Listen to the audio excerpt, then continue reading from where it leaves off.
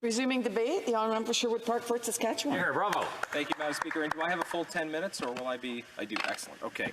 Well, thank you very much, Madam Speaker. It's a pleasure for me to be able to speak in support of Bill S-216, a bill that would do away with the direction and control requirements currently in Canadian Charities law. And as I speak to this bill, I'd like to recognize the excellent work of the sponsor in this place, the member for Northumberland, Peterborough South, and also to recognize the great work of Senator Omerous, who has put this bill forward in the other place multiple times, has championed this bill. And I was very pleased to see at the beginning of this Parliament how the Senate worked very quickly to get a number of private members' bills that had already passed in the last Parliament quickly into this House so that we can actually move them forward. So I was very pleased to see the work of Senator Omerous, the whole Senate, as well as my colleague in this place on this important issue. So direction and control requirements. What are we talking about, Madam Speaker? Well, Canadians, are familiar with the concept of charitable status, the fact that organizations that are identified and have become qualified as charities have certain privileges in terms of being able to issue tax receipts, and that we I think, broadly recognize that it's in the public interest to provide charitable status to organizations that are doing charitable work to try to support the most vulnerable, to try to support international development, to provide various kinds of services to individuals. And I see great value in charitable work, not only because of the benefits that are provided to communities through the provision of that charitable service, but also through the way in which charitable organizations draw individuals into the provision of those services directly, that they create bonds within community between those that are working to provide services and those that are benefiting from the services that are provided. Government has to have rules around who does and does not qualify for charitable status. That much is fairly obvious. But government should seek to make these rules as reasonable, as accessible as possible, and to minimize red tape in the application of these rules. And I was very proud of the fact that in government, Conservatives had a concerted strategy around reducing red tape in the private sector, recognizing that for private business, red tape was a major impediment, and that we worked to measure and reduce the overall level of red tape. I think Canada needs an intentional red tape reduction strategy for not-for-profit organizations as well. We need to recognize that not-for-profit organizations that are partnering with government, that are trying to access government funding, provide services, or simply benefit from charitable status, they often have similar concerns about the level of red tape that they face and about how it limits their ability to do good work, helping to strengthen and fortify our communities. Direction and control is one example of the kind of onerous red tape that charitable organizations have to deal with. And I know the member who's putting forward this bill came to it as the Shadow Minister for Revenue for our party in the last Parliament. My point of accessing this was as the Shadow Minister for International Development. Direction and control in particular is a major concern for international development organizations. So how does direction and control work? It's simply the requirement that charitable organizations have direction and control over charitable activities, that they cannot dispense money to other organizations that are not charitable organizations if the activity that is under that provision is not fully under the direction and control of that organization. That creates administrative challenges when different organizations are trying to partner together to do good work that is clearly aligned with the charitable purpose of the organization that's doing that work, because it requires that the charitable organization be fully directing and controlling that activity.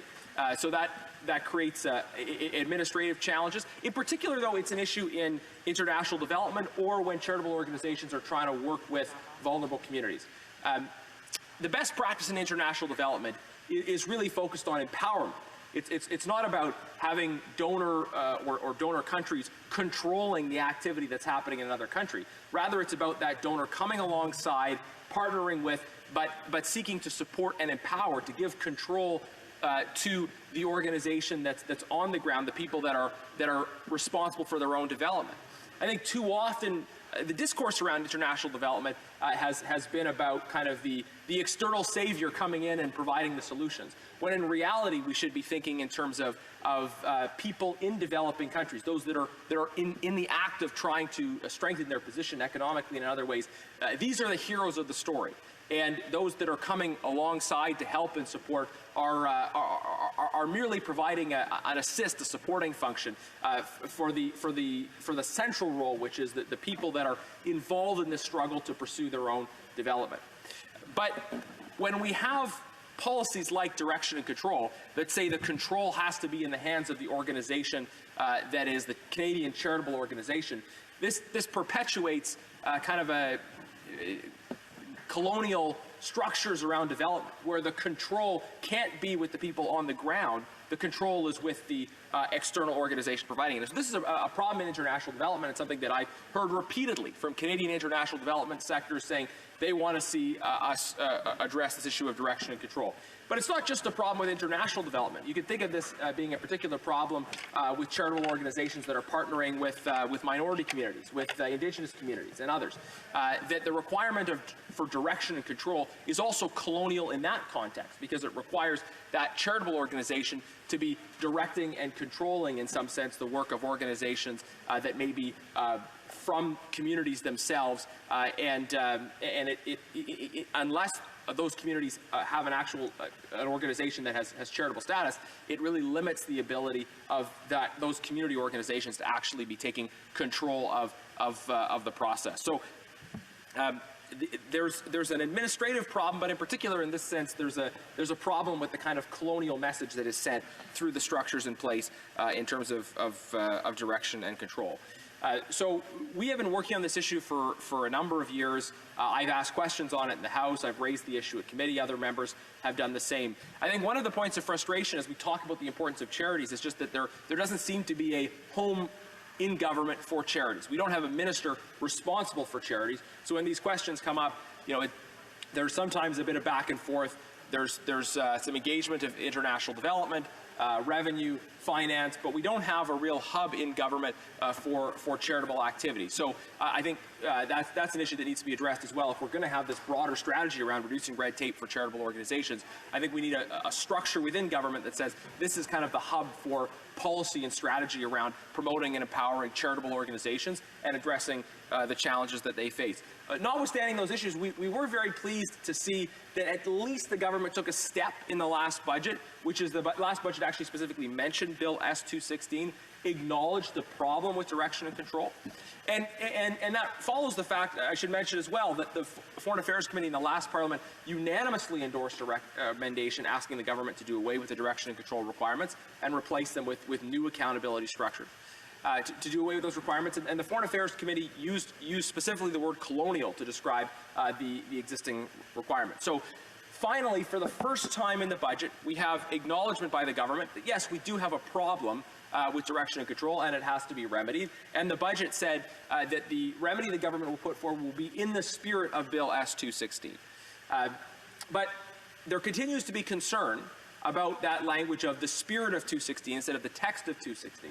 Because the text of 216 itself, in terms of replacing direction and control with an alternative accountability framework, it was built up through extensive engagement and consultation with the charitable sector. It does involve a strong structure of accountability where charities are accountable for the activities that they fund, but they don't have to be providing that direction and control. And so there are continuing concerns about the approach being taken by the government, by many in the charitable sector, to say, okay, the government has acknowledged the problem here, but have they actually brought forward the solution that we need to see? And are they prepared to solve the problem? And to do so could have involved the full adoption of the text of Bill 216 into the Budget Implementation Act. And we didn't see that. So there continue to be concerns about whether the new framework will introduce a substantial level of red tape. So we're replacing one flawed framework with another flawed framework. And so the debate on Bill S-216 will continue. And in the absence of complete action by the government, this bill can and should go forward. I'm hopeful, though, that the government will take further steps from the budget, recognize that the charitable sector needs to be continuously consulted throughout this process, recognize that there's more work to do to ensure that not just the spirit, but the letter and the fullness of the ideas that were present in 216 are reflected in the government policy going forward, so that we can really empower charitable organizations and address these problems of residual colonialism in our charitable laws. Thank you, Madam Speaker.